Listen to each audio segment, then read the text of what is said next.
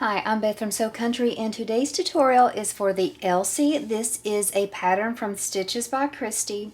As soon as I saw it, I knew I loved the shape and wanted to try to make one, and so I thought we could just do it together. This will be the first one I've made, so we'll see how it goes. I've read over the pattern, I love the way it's written, and we don't need a lot of pieces, so we're just going to jump into it. I'm going to be using zipper tape number 5, and I'll be using mine from Sew Majestic. I'm going to be using some tags from Heartwood and Hide. Haven't decided for sure where I'm going to put them, but right now I'm leaning on one inside, one outside. And I'm also leaning on using some backing to kind of set them apart so they stand out a little, but I'm not going to decide on this for sure until after I see how this front and back look. So I'm just going to set these aside. I have 2 zipper pulls. You can just use one if you want. I have 2 pieces of vinyl that I'm going to be using for the handles. I may put a layer of webbing on the back of these. I'm leaning towards that, but not for sure just yet. But I went ahead and drew a line down the center of both pieces of my straps. For the straps, you could use webbing if you wanted, and I really was going to use webbing, but I couldn't find one that matched exactly and that I had enough of. So I'm making mine out of the vinyl. These 2 pieces will be what covers the straps on the bag. I'm thinking they might even be called strap covers. I'm not for sure, but I am going to fold them the same way I'm folding the handle. So I drew a line down the middle, and both of the raw edges will just come to the middle and meet there. And this will cover the strap ends so that it has a really neat finish and just a decorative look. So I wanted this to be a different color, but you could definitely use a cotton woven or canvas if you wanted, and use the same print as your bag if you wanted it to be all matching, or you could do like me and use contrast. This is a gusseted bag, so we are definitely going to have some zipper panels. We are going to have 4 zipper panels. 2 for exterior, 2 for the lining. I am using a cotton canvas throughout this bag. This cotton canvas is from Retro Stitches. I'll have the link in my description. But I'm like really loving canvas these days. It's what I typically am ordering. When I'm buying, I'm always buying canvas. I still interfaced every piece of this canvas with a medium weight interfacing. I chose Royal Pixie Light. So it gives it a really good feel. Very structured and very solid. The designer tells us in this pattern, and I love this, that interfacing is very personal. Some people like a lot, some people prefer foam, some will prefer fleece, some will prefer Decaville Light. It is personal, and so I like to be able to choose what I want because I know what I like the best, my preference. I know what my machine likes the best. So all of my pieces will be the cotton canvas with a medium weight interfacing on them. After our zipper panels, we're going to have those bottom gusset pieces. That's going to go around the bottom of the bag. We'll have 2, one exterior, one lining. Once again, I'm using all the same materials. This is kind of standard for me. I just always have everything matchy. It makes it easier because then I don't have to worry about finding a complementary lining. It all matches. Maybe a little boring, but that's okay. I'm going to be adding a slip pocket to this pattern just because I like to have them in there, and I think it would be really a nice addition. I don't anticipate this causing any extra problems with bulk. I did run out of fabric while I was cutting everything out, so my slip pocket, this side will be the exterior, but on the interior it's going to be a different print on the lining. Then we have our main pieces. We will have 4 of these, 2 exterior, 2 lining. I did them all just like I said, the same way. Cotton canvas, medium weight interfacing. This pattern gives you both the pattern pieces and the measure and cut list. I love it when we get both. She even gives you the measurements for these rounded pieces and then just gives you a circle template. So if you really, like I had a template already, but you can just print out that template if you want and just round these, or you can eyeball the curves. So those are all the pieces that we're going to need to make this. I am going to be binding this bag, so I will cut out my binding towards the end. I haven't decided what I'm using, but I'll probably just use some waterproof canvas like I typically do. Since my bag has all the same materials, I'm going to add piping to give it just a little bit extra of kind of a nice look, so it'll kind of set out off the front panels from the gusset. This is just some pre-made piping. I've been using it a lot these days. It's just a skill that I wanted to kind of get better at. So I've been throwing piping in almost all of my bags. So I will add that as something extra. Again, I don't think, like reading over the pattern, I don't think it'll cause any problems with the pattern. You know, a little extra bulk maybe, but really not much at all. So piping's an easy way to add just a little bit of a fancier look to a bag if you want to.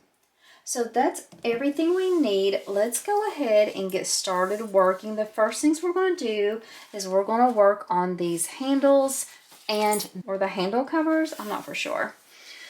So like I said, I drew the line down the middle of both. What I'm going to do is, I'll do it off camera too, is I'm going to take my glue. I use Beacon 3-in-1 glue, and I'm just going to run a little bit of glue down both long edges and fold both of them to the center line. You can use double-sided tape. I never use double-sided tape unless I absolutely have to, but because my machine doesn't like it and I suck at using it, I get it everywhere. Glue is much easier for me. After I add the glue, I will simply fold that raw edge to the middle all the way down, and then this other side will meet it right there in the middle, and they'll be flush together. You don't need to worry about leaving a gap between these because you're not going to fold them again. You're going to leave them like that so they can be butted right up against each other.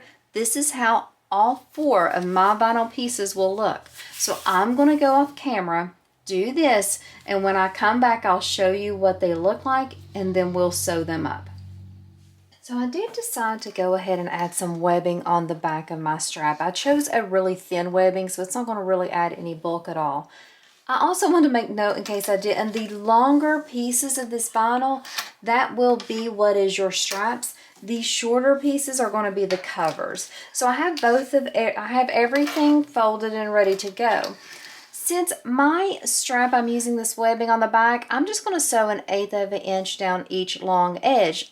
If you did not have anything on the back, you would definitely want to make for sure that you sewed closer to the raw edge to make sure that it stays together and has a nice look and feel to it. So I'm just going to sew down both of these, just the straps, not the covers or the handle covers for the bag.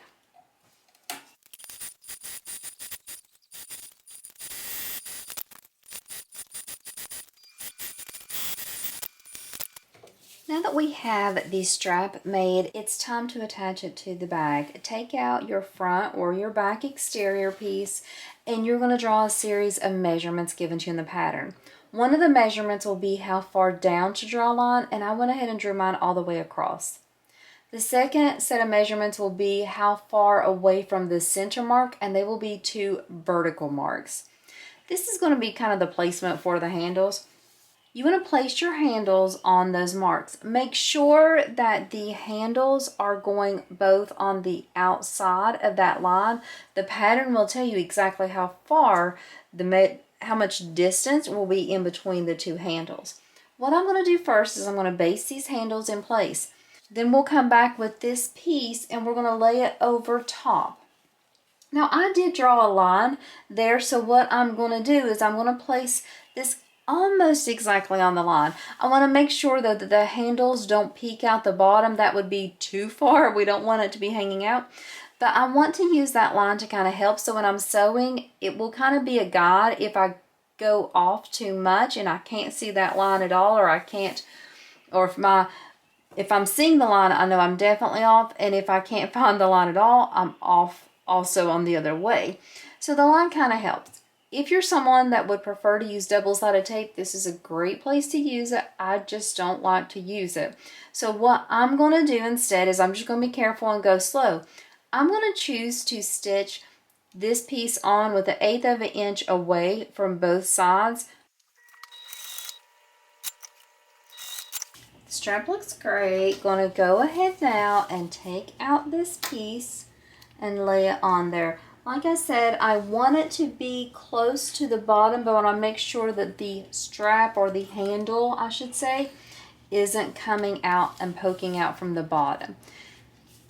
I'm going to be very careful while I'm sewing to make sure I keep that placement good and I'm not shifting too much, but this is a spot where if you're someone who feels comfortable using the double-sided tape, definitely recommend it. You could also draw chalk lines so that you would know exactly where you want your strap to go, and you would see those if you were getting off while you were sewing. I'm going to do 1/8 of an inch down both long side. The pattern does show you a different way to do it. You can sew 4 lines for extra security. You could put rivets here. There's so many different options, but do what you feel is best for the most secure way to keep those handles on your bag, and even the way you like the stitches to look in the end.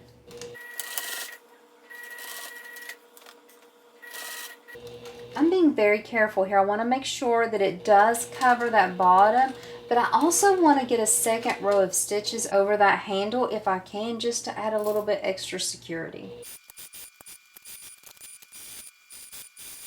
Okay, this is what I have so far. I'm going to go ahead and trim down those long edges that are overhanging. And then for me, I'm going to center that. I'm going to take the time and sew this down. I'm going to center it, make sure it's centered. And this is where I'm going to put one of my tags. The other tag will be on the inside. But I will do that off camera just so you don't have to sit and watch me sew that so slowly and then pull all the threads back. Also, I'll go ahead and repeat these same steps to complete the back side of this bag as well. So I went ahead and sewed the tag on the bag. It looks great. I love it. I went ahead and did the back side. I'm going to go ahead and work on a few more steps, and we're going to get ready to start putting everything together. Not too much longer. So what I'm going to do now is I'm going to pull out that slip pocket piece I was talking about. I am going to have one piece of the cotton canvas. This is the only piece of this fabric I had left. So the back side, the lining of the slip pocket, will be a different print. And it's just going to be a cotton woven, no interfacing, nothing like that. I'm going to put these two pieces right sides together.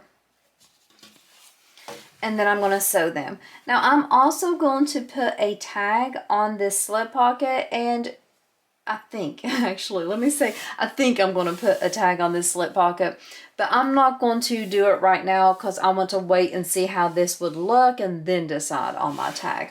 So the first thing I'm going to do, and this isn't the pattern, so I'm just making a basic slip pocket.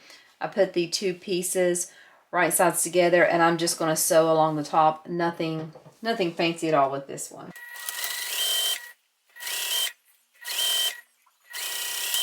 Going to go ahead and fold this wrong sides together. If you want, you can take this over to the ironing board to press everything open and flat.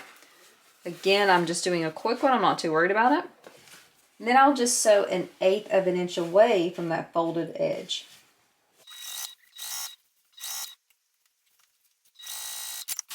So there's how the pocket looks. Let's go ahead and take that one back piece and or my one lining piece, I should say, and just center that slip pocket on there.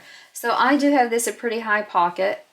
If I wanted to be a little fancier, a little extra, putting a piece of that green vinyl trim over here would make the slip pocket look a little better, and also it'd be easier to see when you went in there to put stuff in it, but I'm not going to do that. I'm just going to kind of keep it simple. But now that I see how high this is, I definitely want to add the tag onto the slip pocket. I'm actually going to just add it through both layers. It's not going to be a problem at all. So I'll take out that last tag that I have, and this one I'm going to just glue it first onto this piece of green vinyl backing, because if I put it here, it kind of gets blended in. It's a little bit busy there, so I really want it to stand out. So I'll just add a little bit of glue, and then I will stitch around there. I will trim up that green backing to make sure it's even, because I had just rough cut it. And I want to not have like a big piece of vinyl, just a little bit to kind of set a contrast around it. After I do that, I'm just going to center it and sew it onto the slip pocket.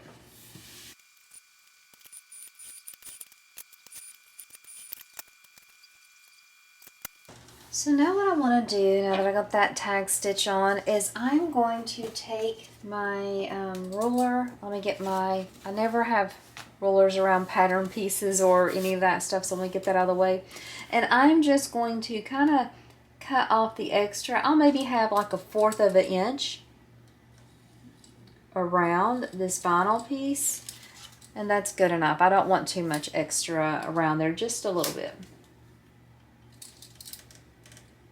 So I'm just going to trim up around this cork so that it's just not a lot of extra vinyl, just enough to kind of set it off against that busy print. I want to take this pocket and I'm just going to find the center.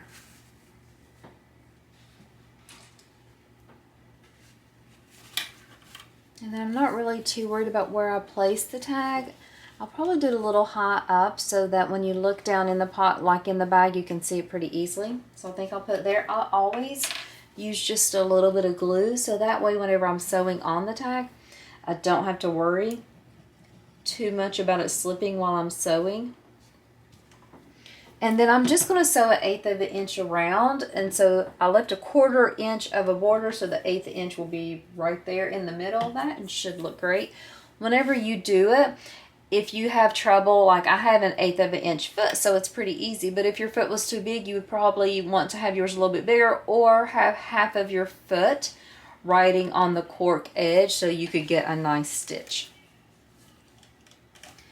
Always going to leave those threads long whenever I'm stitching around a label, just so I can pull it back and it looks neat.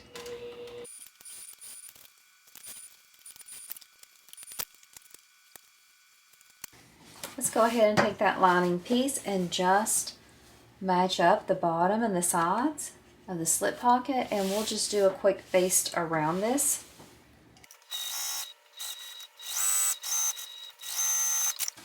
I'm just going to trim up those edges of the slip pocket to make them curved to match that panel piece.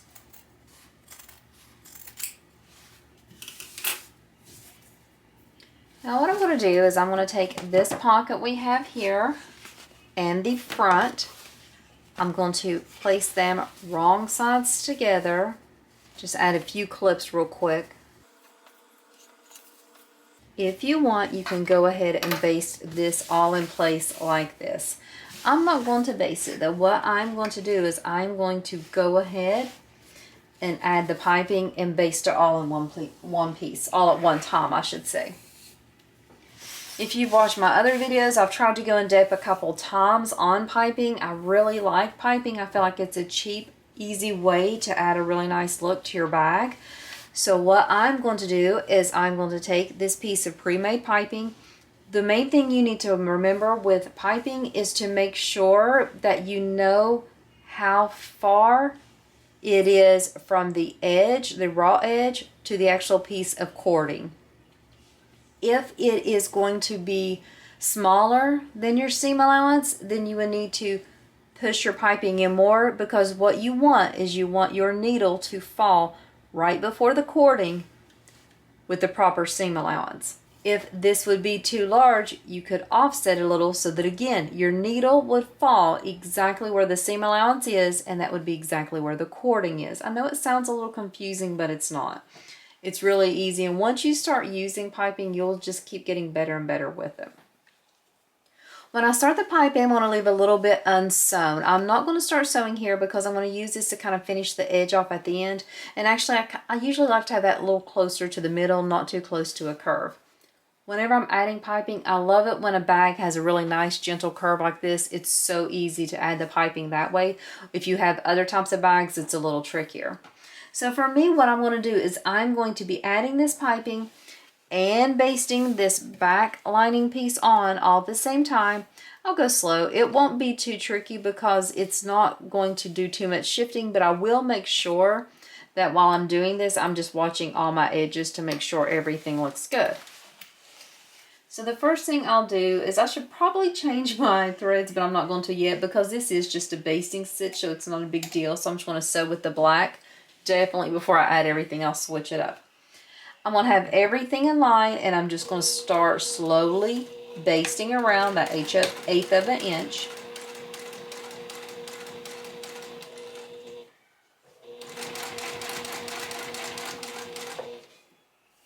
we will come in when we add the gusset and get the full seam allowance, so that way our needle will fall exactly where we need it to against the cording.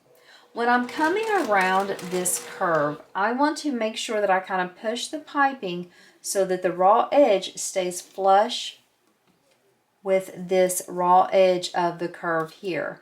I'm going to kind of keep it loose. I don't want it to be very tight and pulling. I want it to just be a very gentle curve, but still the edges lining up. I'll slowly curve it around. Take a stitch at a time if you need to while you're adjusting. I'm adjusting the bag and just moving the whole thing itself. Occasionally I'll have to lift up the foot to adjust, but if you just go slow, it kind of adjusts itself.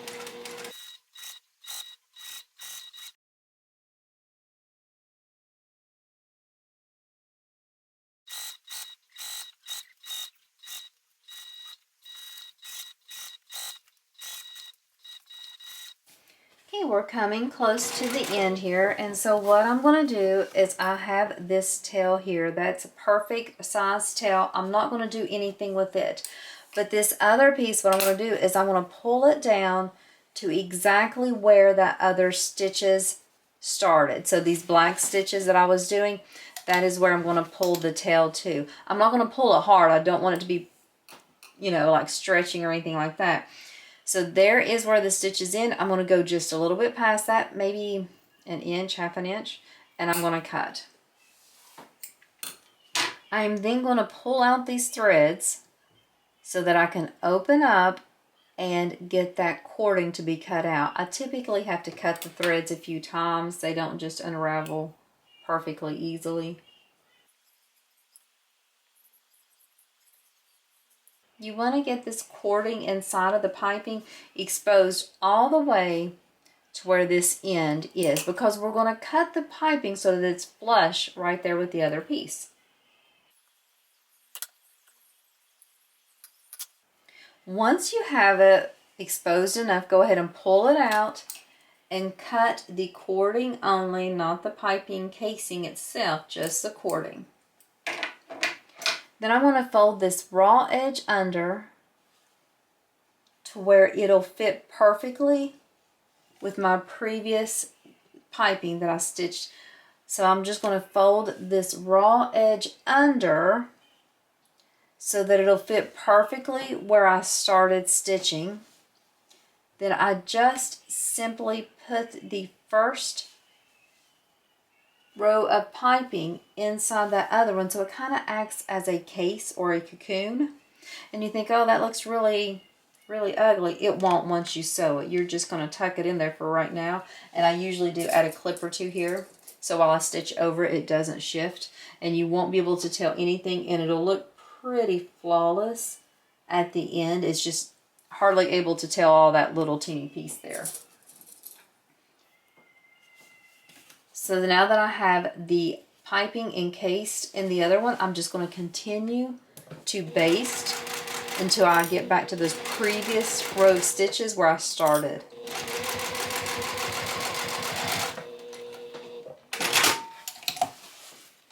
So that is how it looks right now.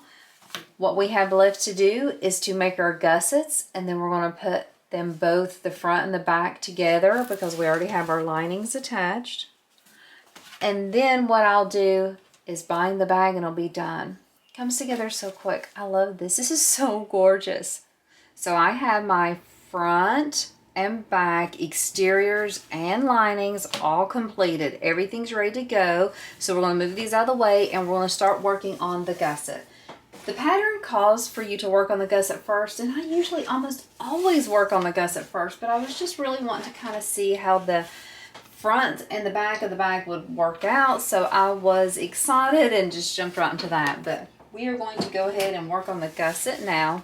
Going to be your basic zipper gusset for a bound bag. So we have our zipper panels that we will attach. We'll have that main bottom gusset that we'll attach. I will not put the pulls on until after I do these zipper panels. I start mine pretty much always the same. I have a lining piece of the zipper panel and I have it right sides up. I just place that zipper tape right sides up too, and then I take the exterior and put it on top. Sometimes I'll baste the lining down first with the zipper just to kind of get everything secure.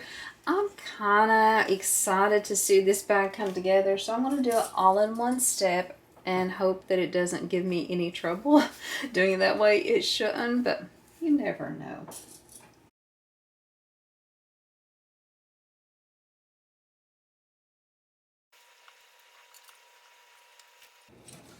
Take a quick peek of what we have. We have the lining right sides up. We have the zipper tape right sides up. We have the exterior right sides down. So everything is right sides together with the exterior. We're just going to sew this with the full seam allowance given in the pattern.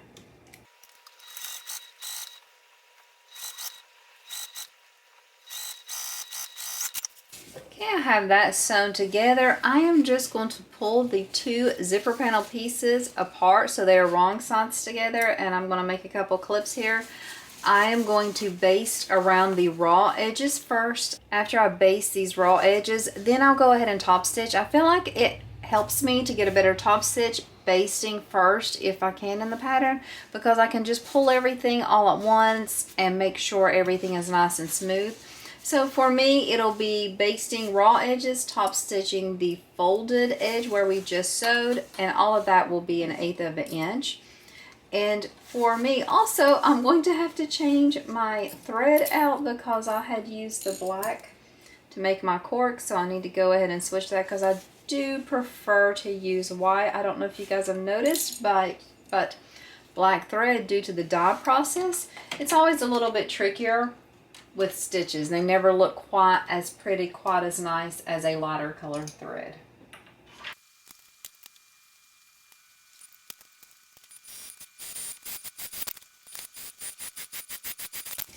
I have all this worked out, so now what I'm going to do is do the other side the same exact way. I think I want this to be the exterior and this to be the lining. Now my print is not really truly directional, but some of the pieces look a little more directional on whenever you cut it small, so I'm going to make sure that they're going in opposite directions. So these moths are going this way, these moths will be going this way. Just what I like to do. I don't think it really matters so much. Just if you have a personal preference, make sure you note that now.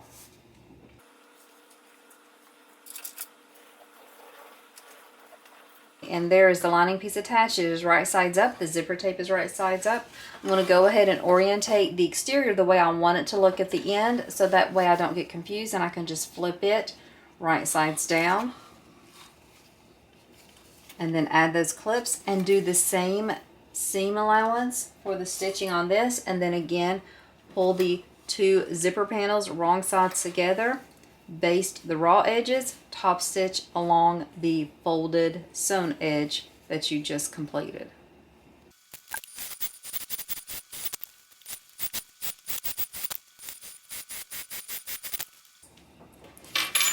I'm using 2 zipper pulls. I'm just going to go ahead and add them now. Of course, you can use one if you wanted to. Not a problem there.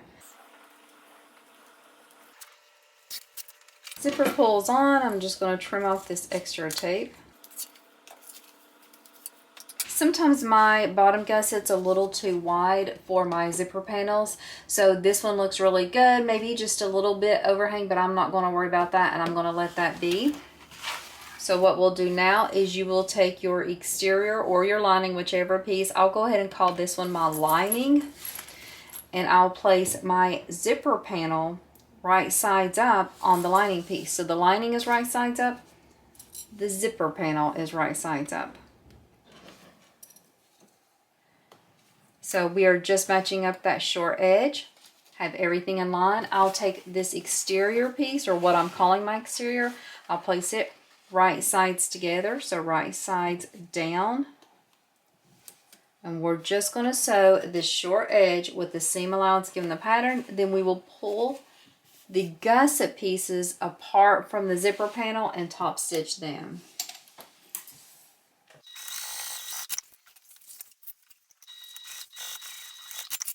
Okay, so now that I have that sewn and top stitch, I'm going to take the exterior short side and pull it all the way to the exterior of these zipper panels and have them right sides together. Add a few clips there. And then I will take the lining piece and put it against the lining side of the zipper panels as well. So it'll be another little zipper sandwich there. I'm going to sew this short side once again, just like I did the other one, and then pull these apart and top stitch.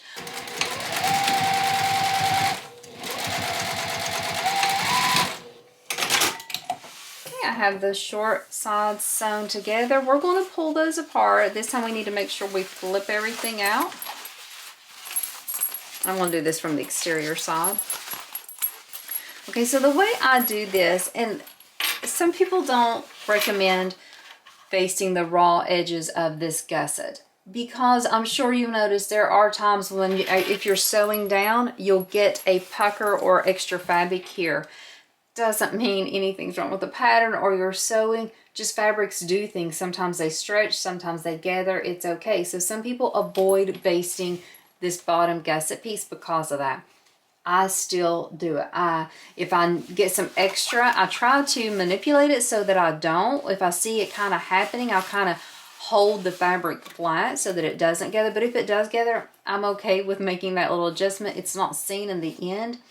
But I love having the gusset all one piece. I feel like it makes it so much easier to attach it whenever we're done. So what I'm going to do is I'm going to baste these long edges together. I know I'll end up trimming out this extra overhang here, so I'm going to be doing my basting in a little bit further. I will baste all the way to the bottom, and then I will go across this short edge to top stitch it, and then baste and come all the way back up again.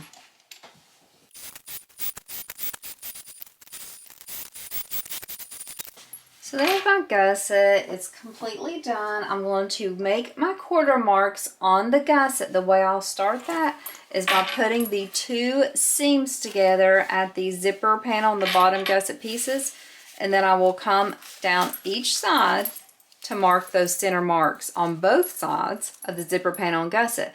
Then I will push those two pieces together to make my quarter marks. I'm also going to trim up the little bit of overhang on the gusset. It always happens with me. Then I will take out my front and back panel pieces, and I'm going to make my quarter marks on these and then clip everything together. We'll come back to talk about how we're going to sew it, but I'm going to do all that off camera.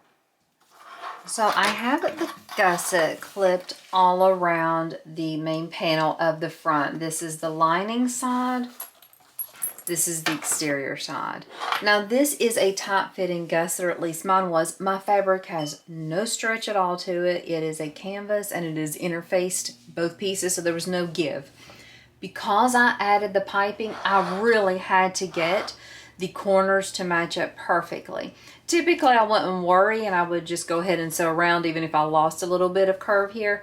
But because of the piping, it would be very noticeable, so I didn't do that. And so I did make the tiny snips within the seam allowance all along each of the corners here.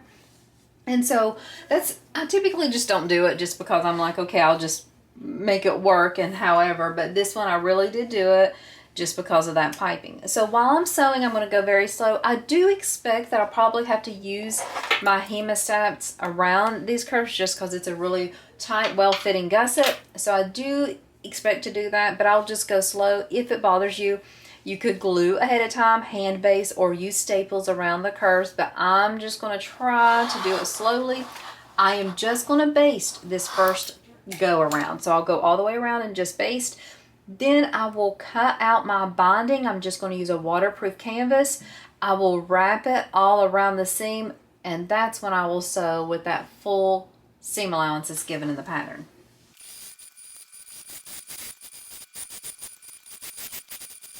Okay, so I got the gusset sewed on, went really well. I did not have to use the hemostats, not even one time, so everything looks great. I can peek in and see my piping looks great. And so now I'm going to go and cut out some waterproof canvas, and I'm just going to fold it over the raw edge here, and I will come back and we'll talk about it and then sew that up. and almost done. So I went ahead and cut out a strip of waterproof canvas and just wrapped it around the raw edges. I am finding the waterproof canvas is such a time saver when it comes to binding, and I get mini rolls from Jane R. Edwards and they are perfect for binding. So if you're in the Jane R. Edwards Facebook group, occasionally she'll have them on sale, and it's just the end rolls of when she cuts waterproof canvas, but all I need is the little pieces. So one mini roll can give me binding for several bags, so such a money saver. So what I'm going to do now is I'm going to smash everything down. I'll have the main panel against the bed of the machine. I will come in here this time, and I'm going to sew with the full seam allowance in the pattern. I'm also going to be feeling to make sure I'm not going over that piping, but if I did my math correctly, I should be okay going around with the seam allowance and not having any issues with the piping disappearing or being too long or anything. So I probably should change my thread, but I'm not going to, so I'm going to leave white stitches on this black. It's okay. With binding like this, when you open the bag, it's going to be kind of tucked up. You'll see a little bit at the bottom, but it won't be really bad and not that noticeable, so I'm okay leaving it like that. So I will just go slow, go all the way around. The only thing I did with the end of this binding is I just overlapped the edges. Since it's waterproof canvas, I don't have to worry about folding anything or fraying or anything like that. After I get through doing this row of binding, I'm going to go off camera and attach the back the exact same way as the front, and then I'll just come back and we will turn this bag out. So this is a super quick, like, easy pattern. It's one of those patterns that's just relaxing to sew, not any really tricky or challenging parts that are stressful.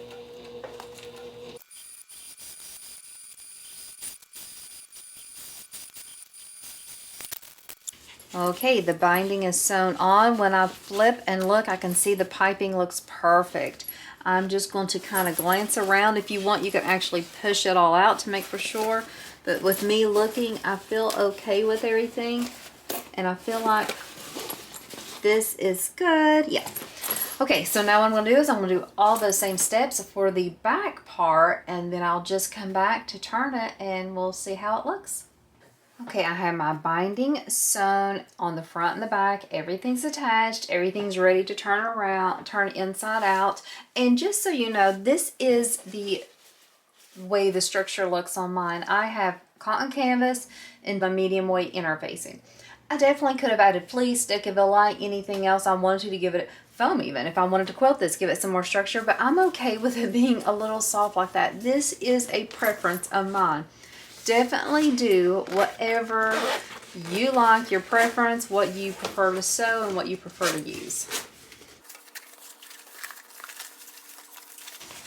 This bag turns out so easily. I've been doing a lot of bags lately that are really hard to turn out, and this one just doesn't hurt my hands. I'm very thankful for that.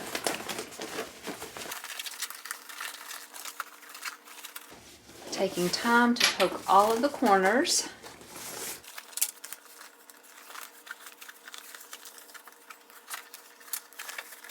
Even before shaping, this looks great. So let's zip it up. Let's go over how I'm going to shape the bag.